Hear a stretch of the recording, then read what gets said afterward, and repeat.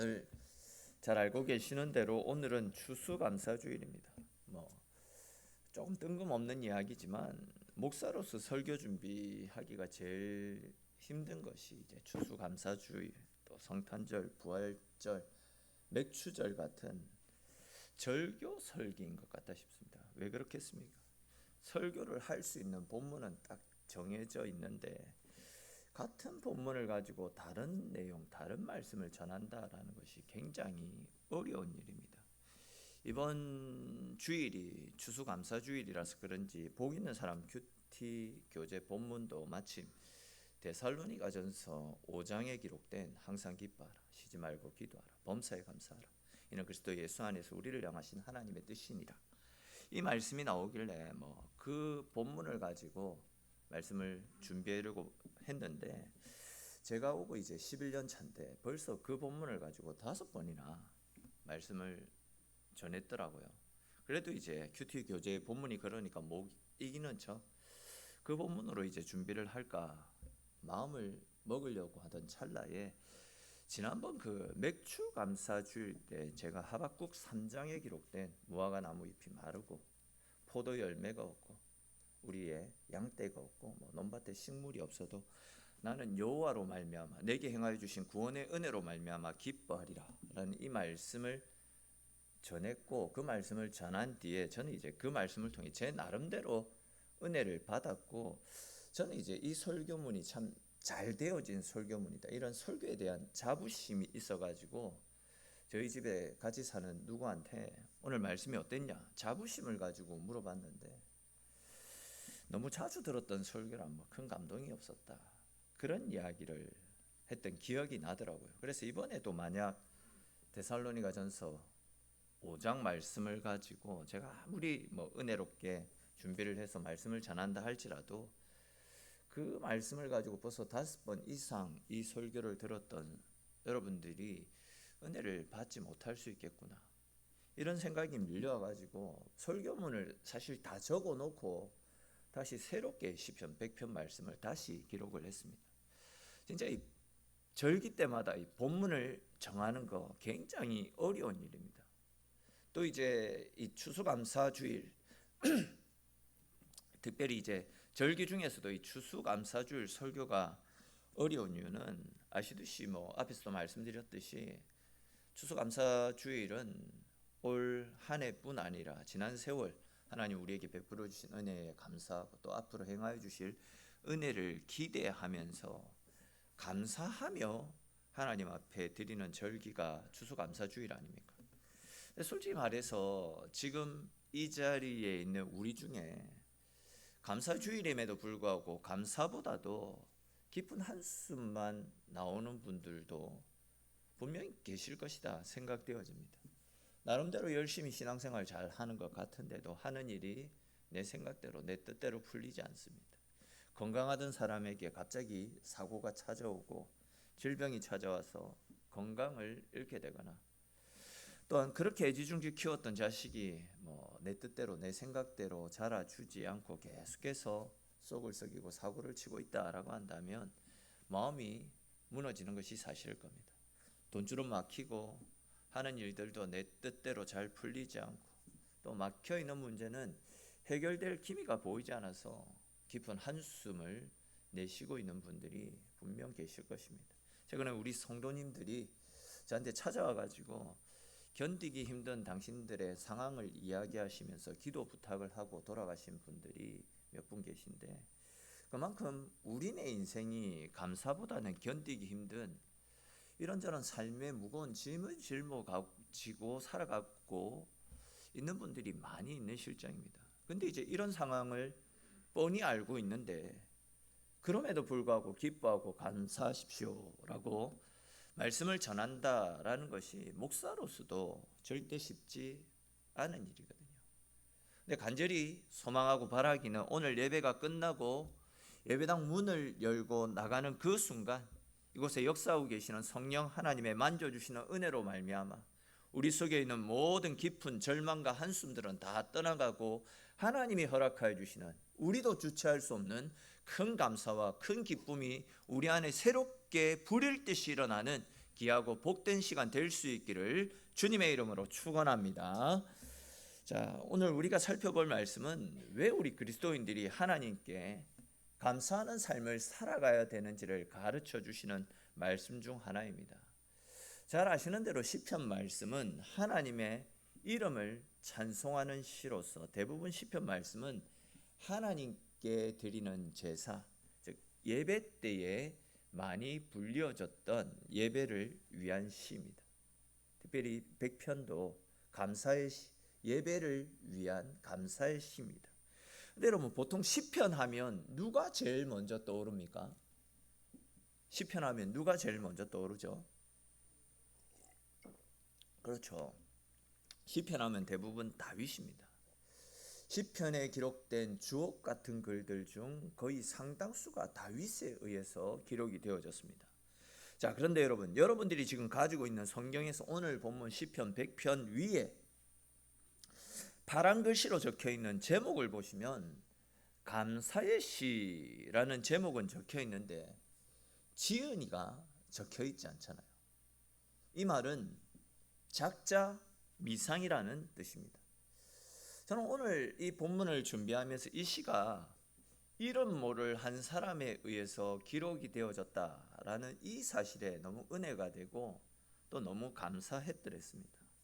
즉, 이 본문의 작가가 다윗처럼 남에게 이름이 알려진 사람이건 그렇지 않은 사람이건, 또 다윗처럼 높은 지위에서 다른 사람에게 존경을 받는 사람이건 그렇지 않는 사람이건, 하나님께서는 세상에 그 많고 많은 사람들 중에서 이름도 알려지지 않은 이름 모를 이 사람의 시를 성경에 기록해서 하나님의 백성들이 예배를 드리기 위해서 성소를 찾아올 때마다 이 사람이 지은 이 찬송의 시를 통해서 예배를 받아주신다라는 사실이 저는 개인적으로 너무 감사했더랬습니다.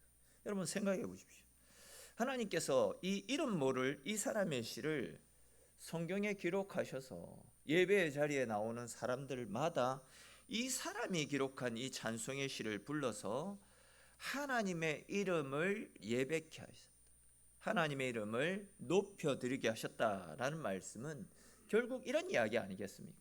즉, 이 세상은 이 사람의 이름을 몰라도 하나님은 이 사람을 속속들이 알고 계신다라는 이야기입니다. 사실 여러분, 우리는 다윗처럼 유명하지 않잖아요. 오늘 본문을 기록한 이름 없는 이 시인처럼 우리들 역시도 세상에 자기 이름조차 알릴 수 없고 누구도 알아주지 않는 극히 미미한 존재들이지 않습니까? 근데 중요한 것은 사람들은 나를 알아주지 않는다 할지라도 우리가 하나님 앞에 바로 서서 주님을 사랑하는 마음으로 살아간다면 하나님께서는 우리의 이름을 기억하시고 우리의 삶을 기억하시고 우리와 동행하시며 우리를 높여주신다라는 사실입니다. 죄송한 이야기지만 최근에 이제 저희 교회 설교가 유튜브를 통해서 나가고 있어서 그런지 몰라도 여기저기에서 이제 좀 말씀 헌신 예배를 인도해 달라라는 그런 연락들이 최근에 조금 많이 오고 있습니다. 우리 성도님들이 같이 있는 자리에서도 몇 번 전화를 받아서 제가 거절을 했던 적이 있는데, 제가 지금 이제 창원 시찰 서기로 섬기고 있어서 시찰에 속한 교회가 행사를 할 때마다 이제 순서를 좀 맡아달라는 그런 요청도 많이 받고 있습니다. 아마 최근 2달 사이에 이래저래 요청을 받은 것이 대략 한 8건, 9건 그 정도 된다 싶습니다. 만약 제가 이제 설교해달라 아니면 순서를 맡아달라 부른 데마다 다 찾아다니면 좀 표현이 그렇지만 수익도 꽤 짭짤할 겁니다. 못 잡아도 대략 한 200만 원 이상은 더 수입으로 들어오는 그런 상황입니다. 근데 아시겠지만 진짜 특별한 요청이 아니면 절대 제가 응하지 않습니다. 단 한 건도 응하지 않았습니다. 그렇죠. 이제 그걸 이제 잘 아는 또 저를 좀 아껴주시는 선배 목사님이, 정 목사, 당신 그렇게 하면 안 된다. 외부에 나가가지고 설교도 자주 하고 행사에도 가서 얼굴도 알려야지 당신 주가도 올라간다. 그래야지 이제 나중에라도 교회 담임 목사 자리가 비면 당신 모셔가려고 한다. 가만히 교회만 지키고 있다라고 해가지고 그 누구도 알아주지 않는다. 그러니 이제 설교하라고 설교 부탁을 하면 속히 달려가고 순서 맡은 것 있으면 달려가서 섬겨라. 그런 이야기를 하시더라고요. 이제 제가 그 말을 듣고 그 선배 목사님한테 뭐라고 했냐면, 목사님, 우리 목사들은 여기저기 다니면서 자기 이름을 알리는 것보다도 누가 알아주지 않더라도 또 설령 그곳이 세상 변두리라 할지라도 하나님이 자기에게 맡겨주신 교회에서 열심히 헌신하고 열심히 봉사하며 살다가 훗날 하나님 나라 중심에서 하나님으로부터 잘했다 칭찬 듣고 상급 받는 거, 그것이 훨씬 더 귀한 것 아니겠습니까? 제가 이런 이야기를 했었더랬거든요. 그렇지 않습니까? 여러분, 목사가 다른 교회 성도들에게 뭐 얼굴 알려가지고 또 뭐 하겠습니까? 또 제 이름이 다른 교회 사람들 제 이름 모르면 또 어떻습니까? 저는 우리 동기 목사님들이랑 마산역에 있는 그 어디야 커피숍, 그 커피숍에 간 적이 있는데, 저희가 이제 오래간만에 만나서 크게 좋아가지고 크게 큰 소리로 떠들어서 그랬는지 알바생이 조용히 해달라고 부탁을 하러 왔다가 이제 저를 보고 혹시 창원대 개강 집회 하러 오신 목사님 아니냐라고 물어보더라고요. 맞다고 하니까 다른 손님들이 불편해하니까 목사님들 조금만 조용히 해달라고, 주의해달라고 그렇게 경고하기 위해서 왔더라고요. 얼굴 알려지면 좋은 게 아니다라는 겁니다. 더 피곤해질 수 있습니다. 여러분, 교회를 위해 수고하고 헌신하는 우리의 모습, 사실 주님만 아시면 됩니다. 우리가 뭐 사람에게 보이기 위해서 교회를 섬긴다? 결국은 은혜의 감사함이 아니라 내 공로를 드러내기 위해서, 나를 알리기 위해서 하는 잘못된 마음으로 섬기는 것 아니겠습니까? 특별히 여러분, 저와 여러분들은 그 누구도 알아주지 않고 인정받지 못한 채 오히려 조롱과 멸시가 뒤따르던 십자가의 길을 묵묵히 홀로 걸어가신 우리 주의 은혜로 말미암아 구원을 선물로 받은 하나님의 자녀들 아닙니까? 우리 주님도 공생의 사역을 하실 때에 당신이 드러나는 것을 극히 피하셨고, 힘 있는 자들이나 부자와 권력자들, 세상적으로 떵떵거리는 사람들이 아니라 오히려 가난하고 소외당한 자들을 찾아다니시면서 복음의 능력을 보여주시지 않았습니까? 더군다나 그 누구도 짊어지지 않으려고 하였던 그 저주의 십자가를 홀로 묵묵히 짊어지심을 통해 우리가 살아나는 은혜를 베풀어 주시지 않았습니까? 그렇다면 여러분, 그분의 은혜로 말미암아 구원받은 우리들도 당연히 나를 드러내고 나를 알리는 길이 아니라 주님이 걸어가신 겸손의 길, 섬김의 길, 십자가의 길을 걸어가야 되는 것 아니겠습니까? 사랑하는 성도 여러분, 우리 주님이 그러하셨던 것처럼, 또한 시편 100편의 저자가 그러했던 것처럼 남들은 알아주지 않는다 할지라도, 또한 내 이름이 드러나지 않는다 할지라도 하나님께서 나에게 맡겨주신 나의 삶의 연장 가운데서 하나님을 사랑하는 마음으로 부지런히 열심을 다하여 충성된 모습으로 내게 맡겨진 일들을 잘 감당하셔서 훗날 하나님 나라에서는 하늘나라 중심에서 우뚝 서서 주님으로부터 잘했다 칭찬 듣는, 주님께 기억되어지는 삶을 살아가시는 저와 여러분들의 인생이 될 수 있기를 주님의 이름으로 축원합니다. 자, 여러분, 또 오늘 본문 1절 2절 말씀을 한번 보십시오. 이름 모를 시편의 저자가 온 땅이여 여호와께 즐거운 찬송을 부를지어다, 기쁨으로 여호와를 섬기며 노래하면서 그의 앞에 나아갈지어다, 이렇게 외치고 있습니다. 그러니까 이제 지금 시편의 저자는 어떤 특정한 사람들을 향해서 하나님의 이름을 찬송하고 노래하라라고 외치는 것이 아닙니다. 온 땅이요, 온 만물들이요, 즉 땅에서 숨쉬고 살아가는 모든 사람들을 향해서 크고 높으신 하나님의 이름을 부르고 찬송하며 하나님께 영광을 돌리라라고 그렇게 외치고 있습니다. 근데 여러분, 이 이름 모를 시편의 저자는 왜 온 땅에 살고 있는 모든 사람들을 향해서 여호와의 이름을 찬송하며 감사하며 기뻐함으로 하나님 앞에 나아오라 이렇게 외치고 있는 것입니까? 그 해답이 3절에 나타나고 있습니다. 우리 오늘 본문 3절 말씀 같이 한번 읽어봅시다. 3절 말씀입니다. 여호와가 우리 하나님이신 줄 너희는 알지어다. 그는 우리를 지으시니요 우리는 그의 것이니 그의 백성이요 그의 기르시는 양이로다. 아멘. 자, 보시면 하나님께서 우리를 지으셨기 때문에 우리는 하나님의 것이고 그분의 양이기 때문에 하나님의 이름을 찬송하고 그 이름으로 인해 기뻐하고 감사하며 하나님 앞으로 나오라, 그렇게 말씀하고 있습니다.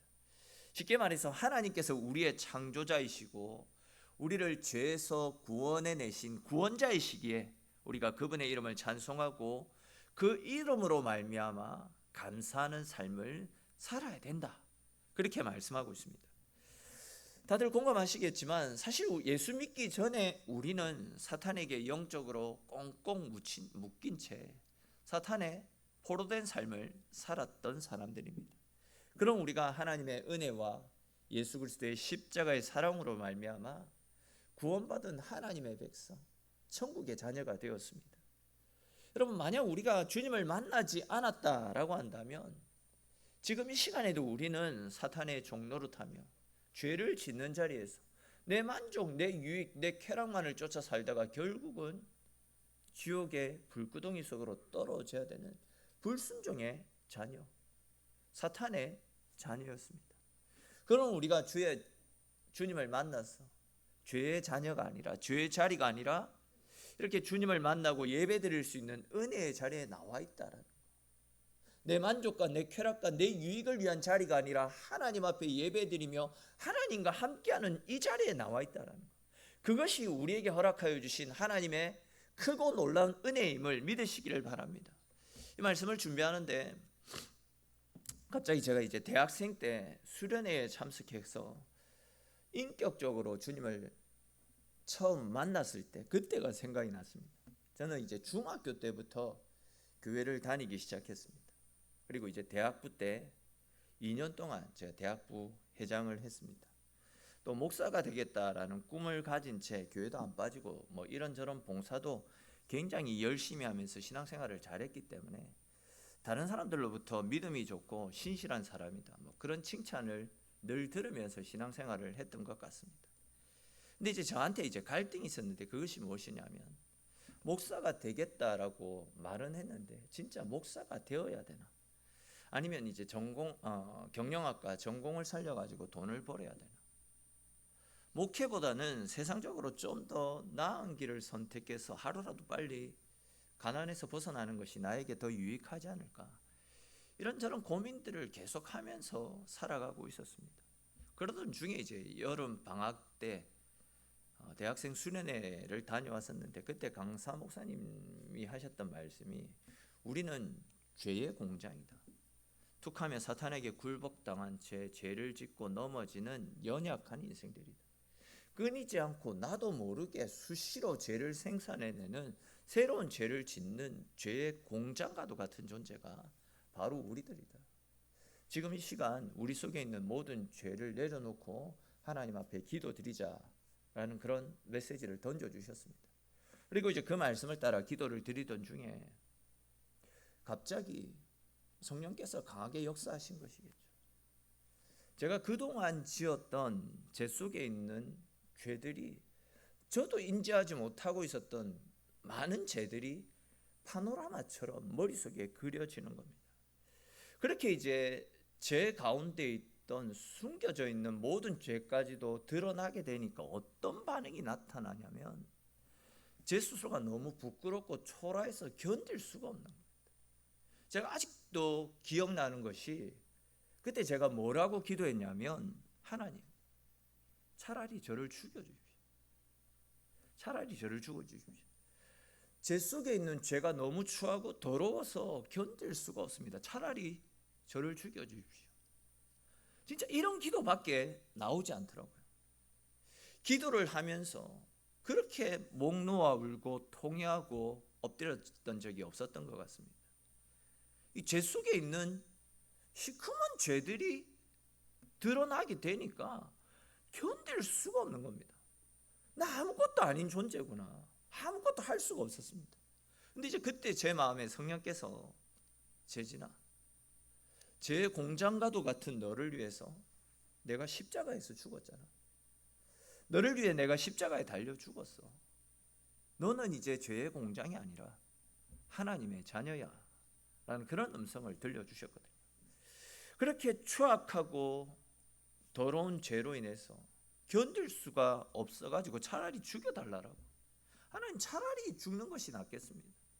이렇게 기도드렸던 저에게 십자가에서 죽어주신 예수님이 보이기 시작하니까 그때부터는 돈을 버는 것보다도 나를 위해서 십자가에 죽어주신 나의 소망이신 예수님을 위해서 살아야겠구나. 예수가 없는 돈, 예수가 없는 성공, 아무 소용이 없는 것이구나. 이런 믿음과 소망이 확실하게 생겨나더라고요. 그렇습니다, 여러분. 우리가 예수님을 인격적으로 만나게 되면 우리의 삶은 주님의 은혜로 말미암아 날마다 새롭게 변화되어지고 주님께서 허락하여 주시는 새로운 은혜로 말미암아 늘 감사와 기쁨이 넘쳐나게 되는 줄로 믿으시기를 축원합니다. 예수님을 우리가 만나게 되면요, 죄 중에서 헤맸던 우리가 예수님을 통해 삶이 변화되어지는 은혜를 누리게 됩니다. 죄를 즐겼던 사람이 죄에서 멀어지게 되고 죄를 짓는 사단의 도구에서 하나님의 일을 하는 의의 도구, 성령의 도구로 우리 인생이 새롭게 바뀌게 됩니다. 교회가 오기 싫어서 허구한 날 어떤 핑계를 댈까? 핑계를 찾던 사람이 이제는 교회에 올 날을 손꼽아 기다리게 됩니다. 또 옛날에는 예수 믿는 사람이 바보 같아 보였는데 이제는 예수 잘 믿는 사람들이 가지고 있는 그들의 믿음이, 하나님을 사랑하는 그들의 열정이 그렇게 부럽고 그렇게 담고 싶을 수가 없습니다.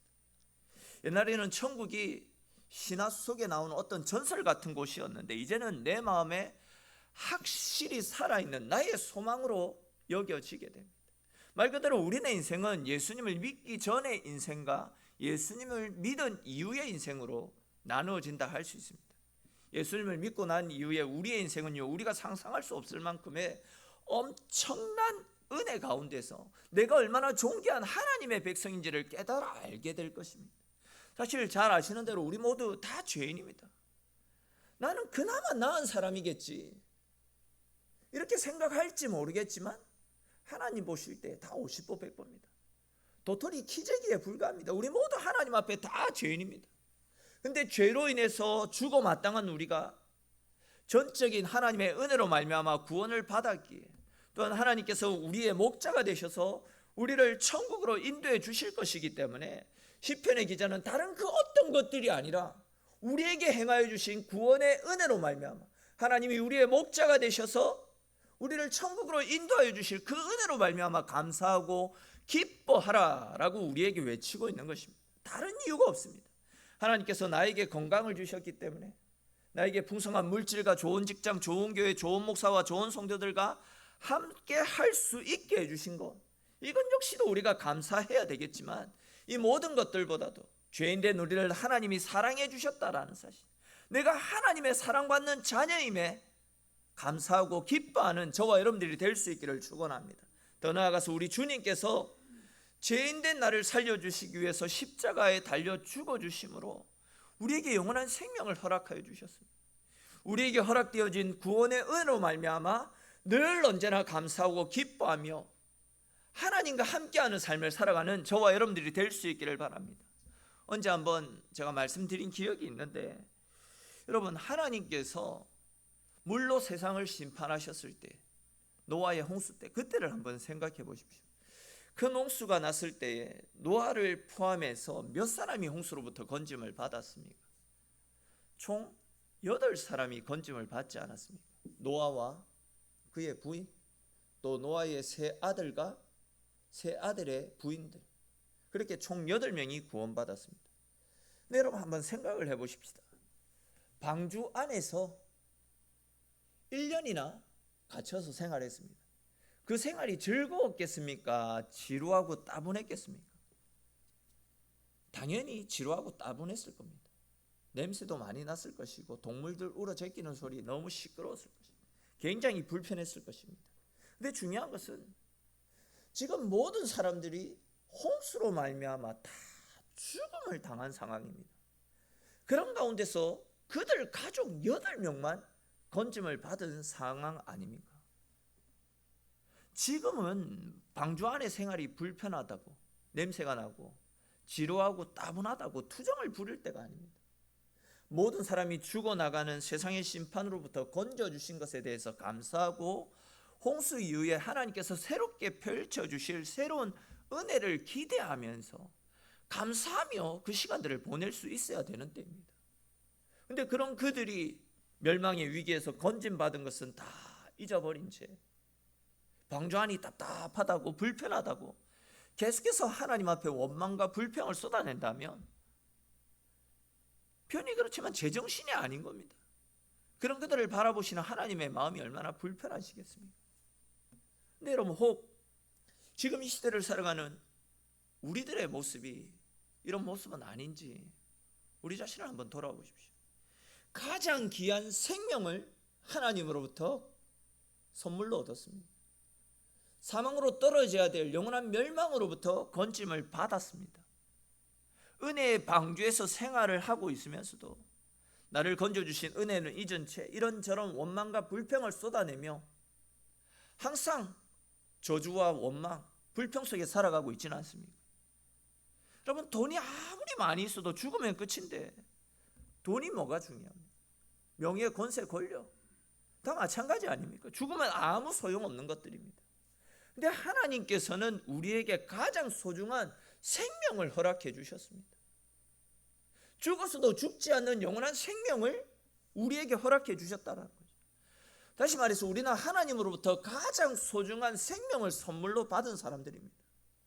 만약에 예수님이 아니래도 천국으로 들어갈 수 있는 또 다른 길이 있었다라고 한다면 예수님이 친히 이 땅 가운데 찾아오실 이유가 없습니다. 친히 십자가에서 죽어주실 이유도 전혀 없습니다. 당신이 오셔야지만, 당신이 죽어주셔야지만 우리가 살 수 있기 때문에 하늘 보좌 영광 권세를 다 포기하시고 이 땅 가운데 찾아오셨습니다. 근데 여러분, 예수님께서 왜 하늘 보좌 영광 권세 천사의 수종을 들 수 있는, 수종을 받을 수 있는 가장 높고 존귀한 그 자리를 다 포기하고 이 땅 가운데 찾아오신 것이겠습니까? 다른 이유가 없다고 했죠. 우리를 사랑하셨기 때문에, 우리를 사랑하셨기 때문에 이 땅에 오신 것 아닙니까? 다시 말해서 당신의 목숨을 걸고서라도 우리를 살리려고 하실 정도로 우리를 사랑하시기 때문에 이 땅 가운데 찾아오셨습니다. 그렇습니다. 여러분, 저와 여러분들 모두는 주님께서 당신의 목숨까지도 기꺼이 내어놓으실 정도로 주님의 사랑을 받아 누리고 있는 특별한 존재임을 믿으시기를 바랍니다. 내가 주의 특별한 사랑을 받아 누리고 있는 하나님의 자녀라는 사실에 늘 감사하고 기뻐하는 삶을 살아갈 수 있기를 축원합니다. 그 주님으로 말미암아 나에게 영원한 생명이 주어졌음에 다시 한 번 더 감사할 수 있기를 바랍니다. 더 나아가서 하박국 선지자의 고백처럼 우리 인생 가운데 무화과 나무가 무성하지 못하고 논밭에 먹을 것이 없고 외양간에 소와 양떼가 없더라도 다른 그 어떤 것들이 아니라 우리에게 허락해 주신 구원의 은혜로 말미암아 감사하고 기뻐하며 그 구원의 감격에 젖어서 우리에게 허락해 주신 십자가의 사랑, 십자가의 은혜를 또 주변 많은 사람들에게도 나누고 증거하는 복의 통로, 축복의 통로의 삶을 살아가시는, 그래야 훗날 하늘나라에서 하늘의 중심에서 주님으로부터 칭찬 듣는 저와 여러분들의 인생이 될 수 있기를 주님의 이름으로 축원합니다. 오늘 주신 말씀들을 생각하면서 함께 하나님 앞에 같이 기도합시다. 우리는 하나님으로부터 생명을 선물로 받은 사람들입니다. 여러분, 세상 그 어떤 것보다도 생명보다 귀한 것은 세상에 존재하지 않습니다. 아무리 물질이 많아도 생명이 없으면 끝입니다. 아무리 세상적으로 높은 권력을 가지고 있다 할지라도 생명이 없으면 끝입니다. 아무리 내 이름이 세상 가운데 널리 알려진다 할지라도 생명이 없으면 끝입니다. 근데 하나님은 우리에게 생명을 선물로 주셨습니다. 그 생명을 주시기 위해 당신의 하나밖에 없는 아들까지 희생하시면서 우리를 살려주셨습니다. 그만큼 우리가 하나님의 특별한 사랑과 은혜를 받아 누리고 있는 하나님 앞에 존귀한 자녀다라는 증거 아니겠습니까? 그거 말고 다른 감사의 이유가 뭐가 있겠습니까? 우리 지금 추수감사주의를 보내고 있습니다. 우리에게 행하여 주신 십자가의 사랑, 십자가의 은혜로 말미암아 감사하고 기뻐하는 우리의 삶이 되게 하시고, 우리에게 허락하여 주신 이 은혜를 따라서 더 많이 섬기고 더 많이 나누고 더 많이 희생하면서 비록 세상에서는 가진 것 없다 할지라도 하나님 뜻대로 살다가 하늘나라에서는 하늘나라 중심에서 주님께 잘했다 칭찬 들을 수 있는 우리의 삶이 될 수 있게 달라고 또 우리 각자에게 주신 말씀을 따라 하나님 앞에 함께 같이 기도드리겠습니다.